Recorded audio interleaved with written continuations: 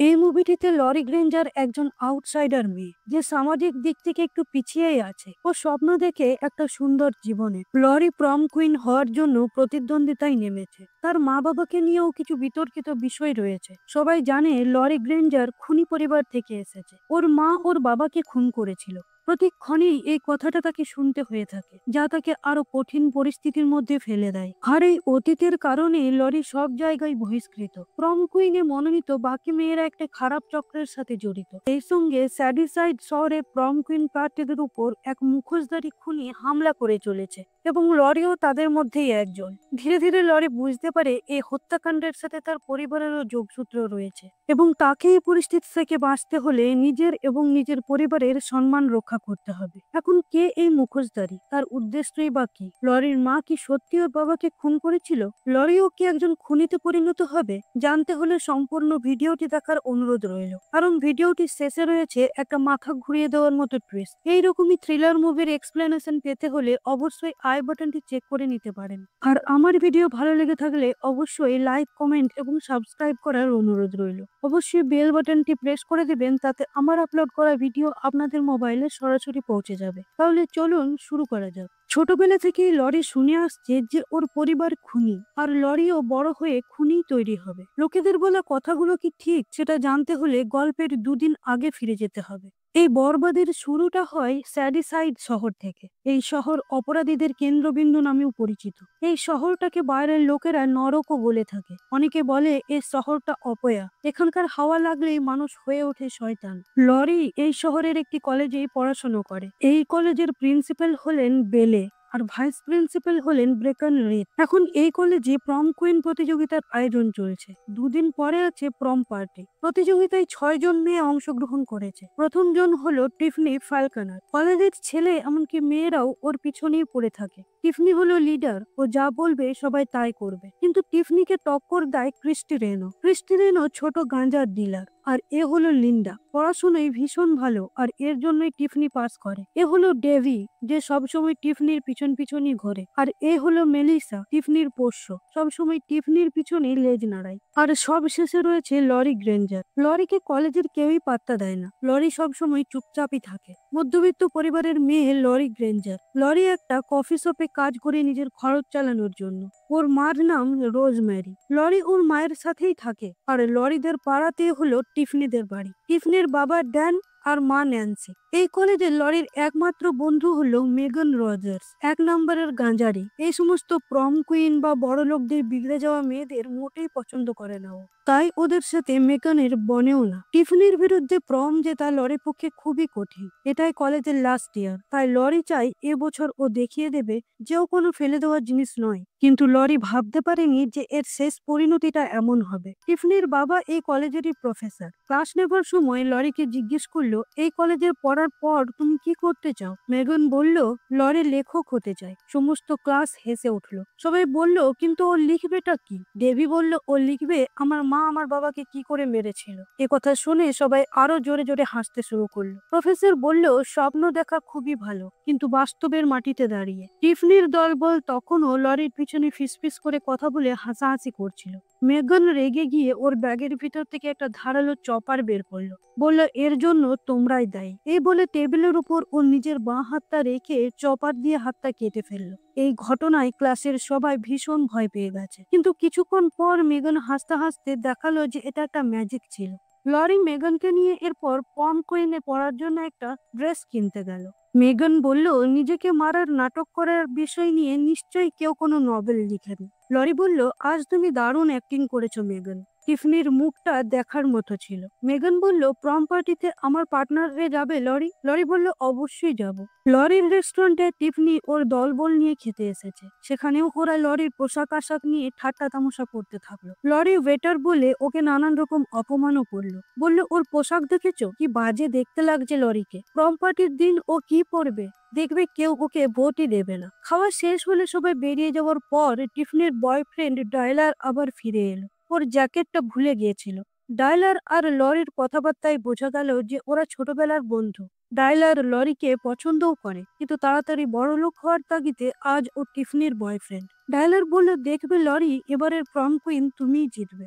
লরিরও ডায়লারকে ভালোই লাগে। তাই ওর কথায় লরির ভীষণ আনন্দ হলো। রাত্রে রেস্টুরেন্টের টিপসের টাকা থেকে লরি নিজের জন্য একটা ড্রেস কিনলো প্রম পার্টির দিন পরার জন্য। বাড়ি নিয়ে এসে ওর মাকে দেখালো, ভাবলো ওর মা খুশি হবে, কিন্তু ওর মা সেরকম কোনো রিয়াক্ট করলো না। আসলে লরির মাও প্রম কুইন হতে চেয়েছিল, কিন্তু ওকে প্রম থেকে বের করে দেওয়া হয়েছিল নিজের স্বামীকে হত্যার অভিযোগে। ওদিকে প্রম পার্টিতে পড়ার জন্য একটা দারুণ ড্রেস কিনেছে টিফিনি। সেটা পরাতে ওর বাবা মা আনন্দে গদগদ। বলল, কি সুন্দর দেখতে লাগছে আমাদের মেয়েকে, এবারে প্রম কুইন আমাদের মেয়েই হবে, আমাদের মেয়েকে কেউ হারাতে পারবে না। সেই সময় টিফনির বাড়ি এলো মেলেসা। বলল, বাহ, কি দারুণ লাগছে তোমাকে টিফনি, দেখবে এবারের প্রম কুইন তুমিই হবে। আমি যে কি করব বুঝতে পারছি না, আমার কাছে তো কোনো ভালো পোশাকও নেই। টিফনি বলল, আমার কাছে অনেক ড্রেস আছে, একটা তুমি নিয়ে নিও। ওদিকে রাত্রে ড্রাগস বিক্রি করতে সেডিসাইডের বাইরে গিয়েছিল ক্রিস্টি রেনু। যাদের ড্রাগস বিক্রি করলো তাদেরই বলল, তোমাদের গাড়ি করে আমাকে সেডিসাইড পৌঁছে দাও, কিন্তু ছেলে দুটো বলল,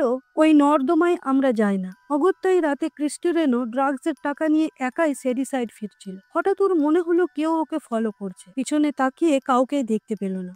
আবার হাঁটতে থাকলে এবার ও পায়ের শব্দ শুনতে পেল। পিছনে তাকিয়ে দেখলো একজন মুখোশধারী হাতে একটা ধারালো দা নিয়ে তার দিকে এগিয়ে আস। লোকটি এসে ক্রিস্টির ঘাড়ে একটা কোপ বসালো। ক্রিস্টি পড়ে যেতেই সেই দা দিয়ে তার মাথাটা দুফালা করে দিল লোকটি। পরদিন ক্রিস্টি কলেজে এলো না। ডেভিড টিফনিকে বলল, মনে হয় ওভারডোজ নিয়ে ও মরে গেছে। ভাইস প্রিন্সিপাল আজ ওকে ছাড়বে না, মানে টিফনি এবার কম্পিটিশন থেকে আউট হয়ে যাবে। ডিজে ম্যান ফ্রেডি লরিকে এসে বলল, বলো তোমাদের জন্য কোন গানটা বাজাবো। তখন সেখানে ডেভির বয়ফ্রেন্ড জ্যাক এসে বলল, তোমার ইচ্ছেই একটা গানও বাজবে না, আমি যা বলবো সেটাই বাজাতে হবে, নইলে মরবে। ফ্রেডি সেটা মেনে নিয়ে সেখান থেকে চলে গেল। প্রফেসর ড্যান সব প্রতিযোগীদের একটা হল ঘরে যেতে বলল। লরি আর মেগান এক জায়গায় বসেছিল। লরি সেই ঘরে গেল, কিন্তু মেগানকে ঢুকতে দেওয়া হলো না। ভাইস প্রিন্সিপাল বললেন, ক্রিস্টিয়ানো আজ স্কুল আসেনি, তাই ওর নাম হাঁটিয়ে নেওয়া হয়েছে। এখন রইলে তোমরা 5 জন। বাইরে এসে টিফনির দল বলল, এই কম্পিটিশন তুমিই জিতবে। সেখান দিয়ে লরি পেরিয়ে এলে ওরা লরির দিকে তাকিয়ে আবার হাসতে শুরু করলো। ঠিক সেই সময় ভাইস প্রিন্সিপাল লরির কাছে এসে বললেন, আমি জানি তুমি পারবে, আর সবাইকে তুমি সেটা দেখিয়ে দাও। তোমার মা যে নির্দোষ ছিল সেটাও আমি জানি। ওনার সাথে খারাপ হয়েছে, কিন্তু এই শহর এখন বদলে গেছে। আগামীকাল সবকিছু ভালোই হবে। নিজেকে প্রমাণ করে এবার দেখিয়ে দাও। এবার এলো সেই প্রম পার্টির দিন। লরি যথারীতি তার কাজে যাচ্ছিল। সেই সময় টিফনি জগিং থেকে ফেরার সময় বলল, আজকের দিনও তোমার কাজ, পুয়ার ওমেন। তাছাড়া তোমাদের সাথে তো প্রমের একটা খারাপ সম্পর্কও রয়েছে। তোমার মাকে তো প্রম থেকে বের করে দেওয়া হয়েছিল। তাই বলছি তুমিও মানে মানে সরে যাও। তোমার কাছে না আছে ভালো ড্রেস, না আছে যোগ্যতা, আমার রাস্তায় এসো না। ওদিকে মেগান গেল ক্রিস্টির বয়ফ্রেন্ড জিম্মির কাছে। বলল, ক্রিস্টি এখানে আছে কি? জিম বলল, না, কাল থেকে ওকে দেখতে পাইনি। মেগান বলল, হতে পারে ও কোনো বিপদে আছে। জিমি কিন্তু কিছুই না বলে ভিতরে ঢুকে গেল। এদিকে আমরা দেখি সেই মুখোশধারী প্রতিযোগিতার লিস্টে ক্রিস্টের ফটোতে ক্রস এঁকে দিল। আজ প্রম পার্টির দিন, তাই লরি একটু টেনশনের সাথেই কাজ করছিল। আর টিফনি ওর প্রম ড্রেস পরে বয়ফ্রেন্ড আর মেলিসার সাথে ফটো তুলতে ব্যস্ত। টিফনির মা ন্যান্সি ওর কাছে এসে বলল, তোমাকে দারুণ লাগছে, কোনো গড়বড় করো না। টিফনি জানলার কাছে গিয়ে লরির ঘরের দিকে তাকিয়ে রইল। ওদিকে লরিও তার কেনা ড্রেস পরে রেডি হয়েছে। ওর মা লরির সামনে এসে বলল, আমি যখন প্রমে পার্টিসিপেট করেছিলাম সবাই বলেছিল আমিই জিতবো, কিন্তু হঠাৎ সেই দিন তোমার বাবা মারা গেল। লরি বলল, এই জন্যই তো আমি পার্টিসিপেট করেছি মা, যাতে তোমার ভালো লাগে। সবাই কলেজে পৌঁছালো। সবাই বলা বলি করছে ক্রিস্টিয়ানো না আসায় টিফনির জেতার সম্ভাবনা আরো বেড়ে গেছে, কারণ ওই টিফনির একমাত্র কম্পিটিটর ছিল। স্টেজ এবং তার চারপাশ খুব সুন্দর করে সাজানো হয়েছে। ভাইস প্রিন্সিপাল স্টেজে উঠে বললেন, প্রম কুইনের জন্য ভোটিং চালু হবে রাত 11টা থেকে। সব প্রতিযোগী মঞ্চে এসে নিজেদের পরিচয় দাও, আর প্রতিযোগীদের আজকের ব্যবহার দেখেই তাকে ভোট করা হবে। লরি স্টেজে গেল, কিন্তু বাকিরা এলো না। হঠাৎ অন্য গান বেজে উঠলো, আর বাকি 4জন প্রম প্রতিযোগী বিকিনি পরে এসে স্টেজে অশ্লীল নাচ শুরু করলো। তাতে সব স্টুডেন্টদের ভালো লাগলেও প্রিন্সিপাল আর ভাইস প্রিন্সিপালের মোটেই ভালো লাগলো না। লরি অবাক হয়ে স্টেজের এক ধারে দাঁড়িয়ে রইল। ও এসব করতেই পারে না। কেউ ওর দিকে তাকাচ্ছেও না দেখে লরি স্টেজ থেকে নেমে একটি চেয়ারে মন খারাপ করে বসলো। মেগান সেখানে এলে লরি বলল, আমাকে স্টেজে ওরা অপমান করলো। মেগান বলল, তুমি বেশি ভাবছো, কেউ তোমার দিকে তাকায়ওনি পর্যন্ত, সবাই ওদের শরীরই দেখছিল। লরি বলল, কিন্তু আমি তো চাই ওরা আমার দিকে তাকাক, এই জন্যই তো আমি প্রতিযোগিতায় নেমেছি। ডান্স শেষে লিন্ডা ওর বয়ফ্রেন্ড ববির সাথে একটা ঘরে গেল ড্রেস চেঞ্জ করতে। ববি দেখলো লিন্ডার নামের কুপনগুলো কে ছিঁড়ে দিয়েছে। সেটা দেখে লিন্ডা চিৎকার করে বলল, এটা যে করেছে তাকে আমি ছাড়বো না। হঠাৎ ঘরের দরজাটা বন্ধ হয়ে গেল আর লাইনটাও অফ হয়ে গেল। ববি বলল, লাইটটা কি অফ করলো? লিন্ডা বলল, দাঁড়াও দেখছি। যে আমার কুপনগুলো ছিঁড়েছে সেই নিশ্চয়ই বন্ধ করেছে। এই বলে সে একটু এগিয়ে ভিতরের দিকে গেল। এরপর আমরা কোনো কিছু কেটে যাওয়ার আওয়াজ শুনতে পেলাম। ববি দেখলো লিন্ডা ফিরে আসছে, কিন্তু তার পেট থেকে নাড়ি ভুড়ি সব বেরিয়ে গেছে আর পিছনে রয়েছে সেই মুখোশ পরা লোকটি। তাকে দেখেই ববি সেখান থেকে দৌড়ে বেরিয়ে যেতে চাইলেই লোকটি তাকে ধরে ফেললো আর তার হাত দুটো কেটে দিল। এরপর তার মুখটা একটা ধারালো জালির মধ্যে ঠুকে দিল। টিফনির বয়ফ্রেন্ড ডাইলার লরির কাছে এসে বলল, তোমার ড্রেসটা খুব সুন্দর, ওই বিকিনিগুলোর থেকে তো অনেক ভালো। পার্টিতে অনেক ভালো ভালো খাবারের ব্যবস্থা করা হয়েছিল। একজন সেসব খেতে গিয়ে দেখলো টিফনির মাথাটা কেটে কেউ একটা বোলের মধ্যে লেবু দিয়ে সার্ভ করেছে। সেটা দেখে সেখানে থাকা সমস্ত লোক ভয় পেয়ে গেল। টিফনি বলল, আমি জানি এটা কে করেছে, মেগান করেছে এটা। ও চাই না এই পার্টিতে আমরা সবাই আনন্দ করি। আর লরিও নিশ্চয়ই সবটাই জানতো। ভাইস প্রিন্সিপাল বললেন, লরি আর মেগান যেটা করেছে তার কোনো পোক্ত প্রমাণ নেই, কিন্তু ওদের ওপর আমার নজর থাকবে। লরি মেগানকে আলাদা জায়গায় নিয়ে গিয়ে বলল, মেগান তুমি তো জানো আমি প্রম কুইন হতে চাই, আর এভাবে যদি তুমি সব নষ্ট করে দাও তাহলে সেটা কিভাবে সম্ভব হবে? মেগান বলল, তাহলে তুমিও আমাকে ভুল ভাবছো। এই শহরে কোনো গল্পের শেষই ভালো হয় না। আমি ভাবতাম তুমি আমাকে বুঝবে। মেগান রেগে সেখান থেকে চলে গেল। ওদিকে জ্যাক ডেভিকে বলল, আমি তোমার জন্য কিছু এনেছি, চলো তোমাকে একাই কোথাও সেটা দেখাই। জ্যাক ডেভিকে নিয়ে চলে গেল। সেগুলো সবই বসে নোটিস করছিল মেগান। মেগানের সবকিছু ঠিকঠাক লাগছিল না। ক্রিস্টির হঠাৎ উধাও হয়ে যাওয়া, এখন লিন্ডা আর ববিকেও দেখতে পাচ্ছে না ও। সেই সময় মেগান দেখলো ক্রিস্টির বয়ফ্রেন্ড জিমি এসে একজনকে কিছু জিজ্ঞেস করে সেখান থেকে চলে যাচ্ছে। মেগান ওর পিছনে গিয়ে জিজ্ঞেস করলো, জিমি ক্রিস্টির কোনো খোঁজ পেলে? জিমি বলল, ওর খোঁজেই এখানে এসেছিলাম, জানতে পারলাম ও এখানেও নেই। 48 ঘন্টা আমি ওকে দেখিনি। আমরা প্রায় 2 মাস একসাথে আছি। ও আমার থেকে আজ পর্যন্ত কিছুই লুকোয়নি। আমি পুলিশেও কমপ্লেন করেছি, কিন্তু এই শহরের পুলিশ কোনো কাজের নয়। প্রিন্সিপাল স্যার লরিকে এসে বললেন, কেউ তোমার জন্য কিছু পাঠিয়েছে, অফিসে রাখা আছে। ওদিকে জ্যাক ডেভিকে নিয়ে গেল লাইট অপারেটর রুমে। অন্ধকার রুমটা, চারিদিকে নোংরায় ভর্তি। ডেভির মোটেও ভালো লাগলো না এই জায়গাটা। ও বলল, জ্যাক তুমি আমাকে এখানে কেন আনলে? জ্যাক একটা পেন্ডেন্ট বের করে ডেভিকে দেখালো, বলল, এটা আমার মায়ের ছিল, আজ থেকে তোমার হলো। জ্যাক ডেভিকে পরিয়ে দিল লকেটটা। ডেভি জিজ্ঞেস করলো, এইরকম দামি দামি আর কি কি জিনিস আছে তোমার মায়ের? সেই সময় ওরা একটা কর্কর আওয়াজ শুনতে পেল। ভাবলো কোনো ইঁদুর টিন্দুর হবে হয়তো। ওরা কথা বলতে বলতে জ্যাকের মুখে একটা ধারালো রোলার আড়ি চালিয়ে দিল মুখোশ পরা লোকটি। ততক্ষণ চালালো যতক্ষণ না মুখটা দুখণ্ড হয়ে যায়। ডেভি চিৎকার করে উঠলো। ওদেরকে যেতে দেখেছিল মেগান, তাই ডেভির আওয়াজ ও একটু শুনতে পেল। সেখানে গিয়ে মেগান দেখলো একটা ছেলে মেয়ে বেরিয়ে আস। মেগান ভাবলো হয়তো ওরাই এনজয় করছিল, তাই মেগান সেখান থেকে ফিরে চলে এলো। ওদিকে ওই মুখোশ পরা লোকটিকে দেখে ডেভি পিছোতে শুরু করলো, আর পিছনে ছিল কারেন্টের হাই ভোল্টেজ তারগুলো। সেখানে টাচ হতে শর্ট সার্কিটে জ্বলে মরে গেল ডেভি, আর সেই কারণে স্টেজের লাইট গুলো হঠাৎ করে ব্লিঙ্ক করতে শুরু করলো। মেগান সেটাও নোটিস করলো। প্রিন্সিপাল স্টপারকে বললেন লাইটের বোর্ডটা দেখে আসতে। ওদিকে লরি অফিসে গিয়ে দেখলো তার জন্য কেউ বুকে পাঠিয়েছে, সাথে একটা চিরকুট, তাতে লেখা রয়েছে, হোপ ইউ ডোন্ট চোক। দেখে লরি ভয় পেয়ে গেল। চারিদিকে তাকিয়ে দেখলো কেউ নেই। ফিরে আসার সময় সেখানে এলো টিফনি। লরির হাতে গোলাপ ফুল দেখে বলল, কে দিল?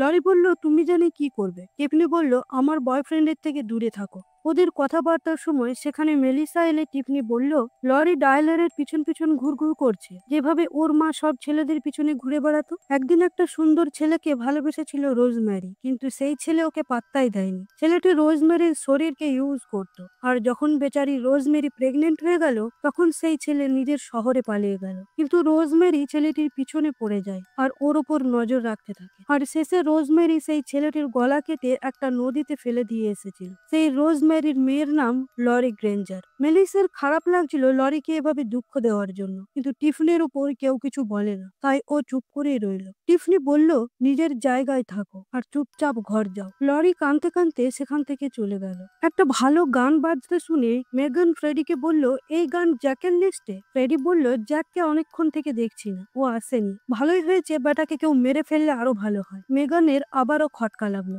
ওদিকে ওয়াশরুমে গিয়ে লরি কাঁদছিল। তার মেকআপ মেকআপও নষ্ট হয়ে গেল। মেলিসা সেখানে গিয়ে তাকে নিজের মেকআপ কিট দিয়ে বলল, মন খারাপ করো না। এবার লরি এমন সুন্দর মেকআপ করলো যে বাইরে এলে ওর দিকে সবাই হাঁ করে তাকিয়ে রইল। টিফনির এই অপমান লরির উৎসাহ আরো 4 গুণ বাড়িয়ে দিয়েছে। টিফনিও দেখে আশ্চর্য হলো। মেলিসা এসে বলল, তোমাকে দারুণ লাগছে লরি। সেটা দেখে হিংসেই জ্বলে গিয়ে টিফনি মেলিসাকে বলল, খুব গল্প হচ্ছে দেখছি। মেলিসাকে একটা ধাক্কা দিয়ে টিফনি বলল, আমার ড্রেস ফেরত দাও। এই বলে এক গ্লাস ড্রিঙ্ক মেলিসার ড্রেসে ছুঁড়ে মারলো। মেলিসা হেসে বলল, তোমার মতো নোংরা মেয়ে আমি আর দেখিনি। এবার ফ্রেডি তার পছন্দের একটি গানে লরি আর টিফনিকে নাচতে বলল, আর মেলিসা গেল নিজের ড্রেস চেঞ্জ করতে। লরি খুব সুন্দর নাচ করছিল আর টিফনি একদমই নাচতে পারছিল না। হিংসেই জ্বলে পুড়ে যা মন তাই নেচে যাচ্ছিল আর সবাই তা দেখে হাসাহাসি করছিল। টিফনির মাও বুঝতে পারছিল যে টিফনি পারছে না। ওদিকে ওয়াশরুমে মেলিসা দেখলো মুখোশ পরা একটা লোক দাঁড়িয়ে আছে। প্রথমে মেলিসা ভাবলো কেউ ওর সাথে মজা করছে,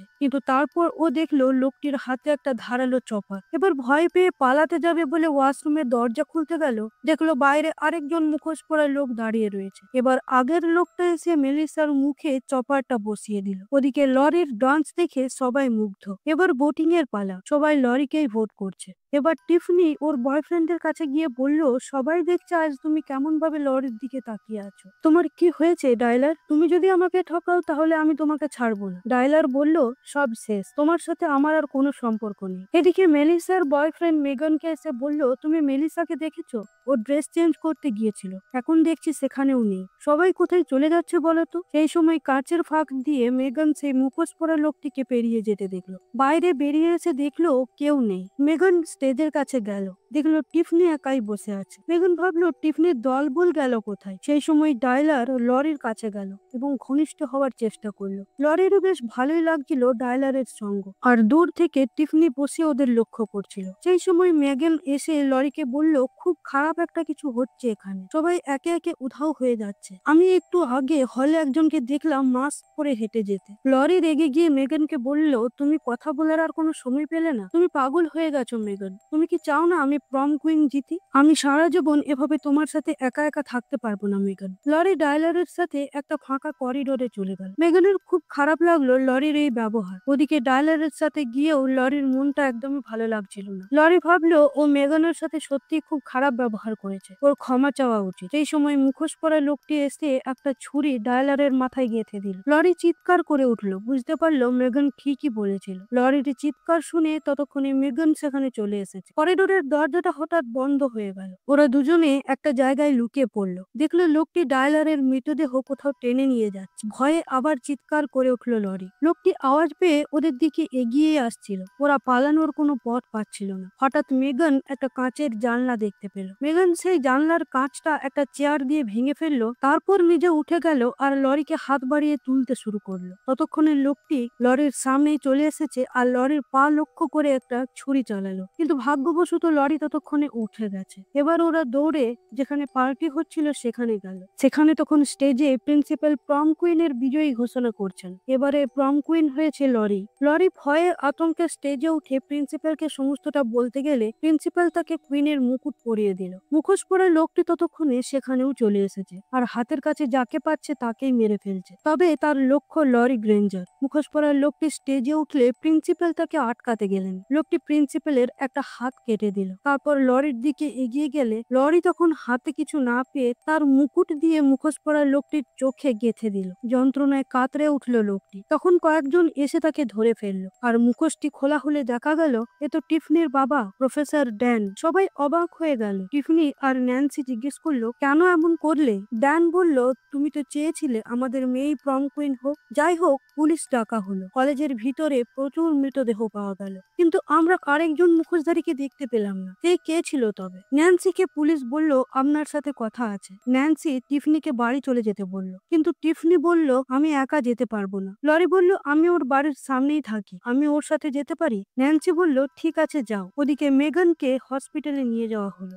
লরি টিফনিকে বাড়ি পৌঁছে দিয়ে চলে যেতে গেলে টিফনি বলল, আমার ভীষণ ভয় লাগছে, প্লিজ তুমি যেও না মা না আসা পর্যন্ত। ওদিকে পুলিশ ন্যান্সিকে জেরা করছিল। ন্যান্সি বলল, আর কতক্ষণ সময় লাগবে, আমার মেয়ে একা আছে। পুলিশ ছেড়ে দিল ন্যান্সিকে। এবার আমরা দেখতে পাই আসলে দ্বিতীয় মুখোশধারী হলো এই ন্যান্সি। ন্যান্সি তার ধারালো ছুরি নিয়ে তার বাড়িতে এলো আর সিঁড়ির উপর ছুরির আওয়াজ করতে করতে উপরে উঠতে লাগলো। সে আওয়াজে লরির ঘুম ভেঙে গেল। লরি বারান্দায় এসে দেখলো ন্যান্সি ছুরি হাতে দাঁড়িয়ে আছে। এবার আওয়াজ শুনে টিফনিও সেখানে দৌড়ে এলো, বললো, লরি পালাও, চলো আমার সাথে। ওরা দৌড়ে একটা আলমারির ভিতর লুকিয়ে পড়লো। টিফনি বলল, ওরা এমনটা কেন করলো লরি? লরি টিফনিকে চুপ করতে বলল, কারণ আওয়াজ শুনে ন্যান্সি ওখানে চলে আসতে পারে। কিন্তু ট্যাফনি বলল, জানো ওরা কি করেছিল? ওরা জ্যাকের মুখ মাঝখান দিয়ে কেটে দিয়েছিল আর ডেভিকে কারেন্ট দিয়ে মেরেছে। চারিদিকে প্রচুর রক্ত, ধর থেকে আলাদা হয়ে যাওয়া মাথা, হাত, পা, কি সুন্দর দেখতে লাগে বলো। টিফনি একটা ছুরি বের করে লরির গলায় বসাতে গেল। লরি টিফনির হাত ধরে ফেললো আর আলমারি খুলে বাইরের দরজার দিকে দৌড়তে শুরু করলো। পিছন থেকে ন্যান্সি ছুরি নিয়ে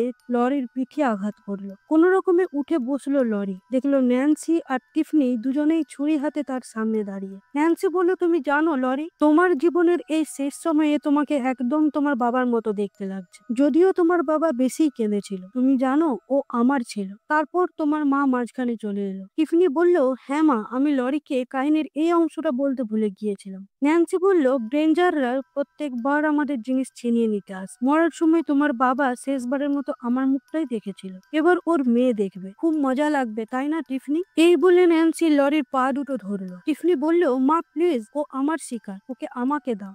টিফনি ছুরি নিয়ে এগিয়ে এসে বলল, আমি বলেছিলাম না আমার রাস্তায় এসো না। সেই সময় লরি পা দিয়ে জোরে ধাক্কা দিল টিফনিকে, আর টিফনি করিডোরের রেলিং ভেঙে সোজা নিচে পড়ে নিচে রাখা পরের ডানাটায় গেঁথে গেল। লরি দৌড়ে পালাতে গেলে ন্যান্সি ওকে মারতে ছুটে এলো। লরি কোন একটা জিনিস খুঁজছিল ন্যান্সিকে মারার জন্য। শেষ পর্যন্ত ও একটা অ্যাওয়ার্ড দিয়ে সজোরে ন্যান্সির মাথায় আঘাত করলো। ন্যান্সির মাথা কেটে গেল। ও মাটিতে পড়ে কাতরাতে কাতরাতে বলল, আমাকে বাঁচাও, আমি তোমাকে মারবো না। কিন্তু লরি শুনলো না ওর কোনো কথা। লরি আস্তে আস্তে বেরিয়ে যাওয়ার সময় বলল, আমি লরি গ্রেঞ্জার, আর এটা হলো আমার বাবাকে মারার শাস্তি। তো বন্ধুরা, কাহিনীটিকে এখানেই শেষ করা হয়েছে। আমার ভিডিও এক্সপ্লেনেশন ভালো লাগলে অবশ্যই কমেন্ট করে জানাবেন। আজকের মতো এখানেই শেষ করছি, ধন্যবাদ।